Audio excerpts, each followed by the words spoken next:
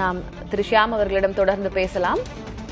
நான் என்ற எண்ணத்தில் இருப்போரை ஆண்டவன் தண்டித்து விடுவார் என்று பெயர் குறிப்பிடாமல் எடப்பாடி பழனிசாமி அவர்களை செங்கோட்டையன் விமர்சித்திருந்தார். தாவேகாவில் இணைந்த பிறகு அவர் செய்தியாளர் சந்திப்பில் இவ்வாறு கூறியிருந்தார். இந்நிலையில் அது தொடர்பாக அதிமுக பொதுச் செயலர் எடப்பாடி பழனிசாமி அவர்களிடம் கேள்வி எழுப்பப்பட்ட போது, ஜனநாயக நாட்டில் கருத்து சொல்ல அனைவருக்கும் உரிமை உள்ளது.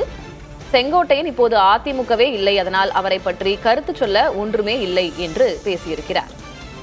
மற்றவர்கள் ஆளக்கூடாதா என்ற செங்கோட்டையனின் கேள்வி குறித்து அதிமுக பொதுச் செயலர் எடப்பாடி பழனிசாமி இவ்வாறு பதிலளித்திருக்கிறார். ஜனநாயக நாட்டில் அனைவருக்கும் கருத்து சொல்ல உரிமை உள்ளது, அது அவருடைய கருத்து. செங்கோட்டையன் அதிமுகவே இல்லை, அதனால் அவரை பற்றி கருத்து சொல்ல ஒன்றுமே இல்லை என்று பழனிசாமி பேசியிருக்கிறார்.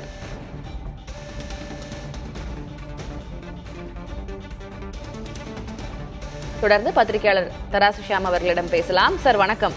வணக்கம். தொடர்ந்து இந்த அப்டேட்ஸ் பத்தி நம்ம பேசிக்கிட்டே இருக்கோம். நேற்றிலிருந்து ஒவ்வொரு நகர்வாக பார்த்து கொண்டிருக்கிறோம்.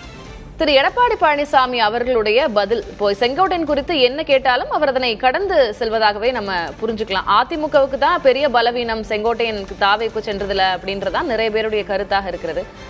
எடப்பாடி பழனிசாமி அவர்கள் இதனை எப்படி கையாள்கிறாருன்னு நினைக்கிறீங்க? நீங்கள் சொல்வது சரிதான். எடப்பாடி பழனிசாமி அவர்கள் இதை மென்மையாக கடந்து போக முயற்சிக்கிறார். இதற்கு பெரிய முக்கியத்துவம் கொடுத்து செங்கோட்டையனின் அந்த பிம்பத்தை உயர்த்த வேண்டாம் என்று ஜாக்கிரதையாக செயல்படுகிறார். அரசியலில் சில நேரங்களில் இப்படி பெரிய தலைவர்கள் ஜாக்கிரதையாக செயல்படுவதையும் நாம் பார்க்கிறோம். அப்படி என்றால் அதிமுகவுக்கு பலமா பலவீனமா என்றால் அது காலப்போக்கில் தான் தெரிய வரும். இப்போதைக்கு பலவீனமாக தோன்றுகிறது. ஆனால் புரட்சித் தலைவர் எம்ஜிஆர் என்று விஜய் அவர்கள் கூறுகிறார்கள். செங்கோட்டையன் அவர்களும் ஜெயலலிதா அம்மா படம் வைத்திருக்கிறார், எம்ஜிஆர் படம் வைத்திருக்கிறார். ஒரே மாதிரியான ஒரு ஓட்டு வங்கி அதில் உருவாகிறது. அதாவது எம்ஜிஆரின் ஓட்டு வங்கி. ஜெயலலிதா அம்மா வைத்திருந்தது எம்ஜிஆரின் ஓட்டு வங்கி தான். அந்த ஓட்டு வங்கி இரட்டை இலை அடிப்படையிலானது.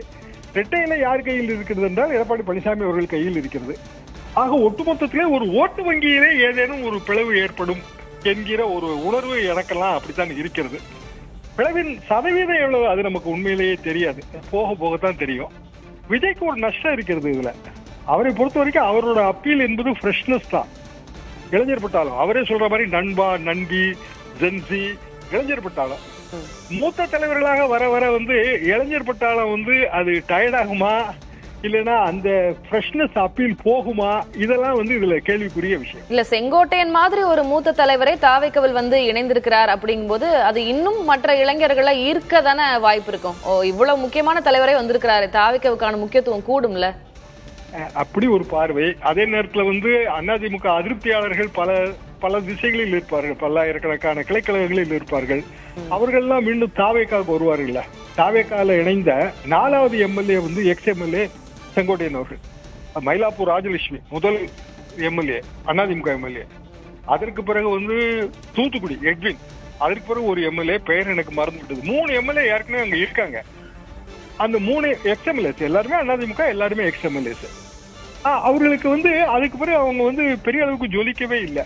செங்கோட்டையனுக்கு முக்கியத்துவம் கிடைக்குது. ஏன்னா சமீப கால நிகழ்ச்சிகள், கரூர் சம்பவத்துக்கு பிறகு ஏற்பட்ட பின்னடைவு, இதுல முக்கியத்துவம் கிடைக்குது.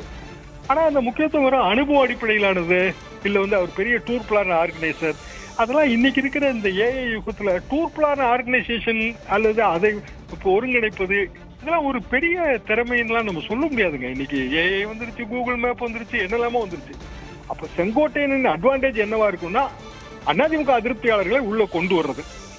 அதுதான், அதற்கு மட்டும்தான் அவர் பயன்படுவார்.